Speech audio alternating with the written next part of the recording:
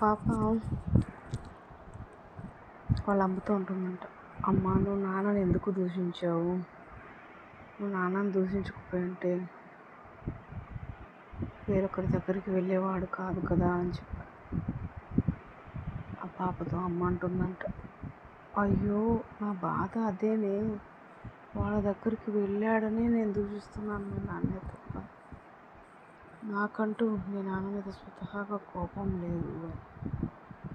ఇప్పుడు తప్పెవరిది?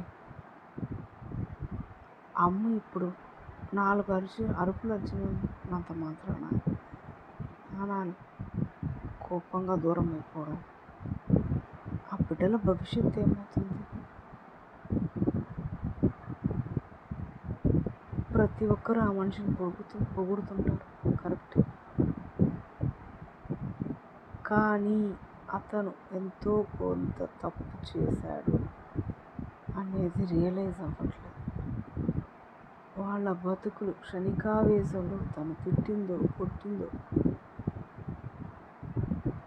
ఒకవేళ తను తప్పే చేయలేదు, ఒకవేళ వాళ్ళ భార్య తప్పుగా అర్థం చేసుకుందేమో, ఆ ఒక్క సెకండ్లో ఆలోచించి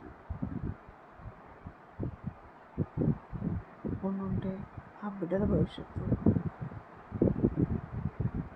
అటు తల్లి ఉంది ఇటు తండ్రి ఉంది, కానీ సొసైటీలో ఇలా ఉన్నప్పుడు వీళ్ళంతా ఏం మెసేజ్ ఇస్తున్నారు నాకు అర్థం కావట్లేదు. ఆ బిడ్డల పరిస్థితి ఒక్క క్షణం ఆలోచించండి, అలాంటిది పగవానికి కూడా రాకూడదు.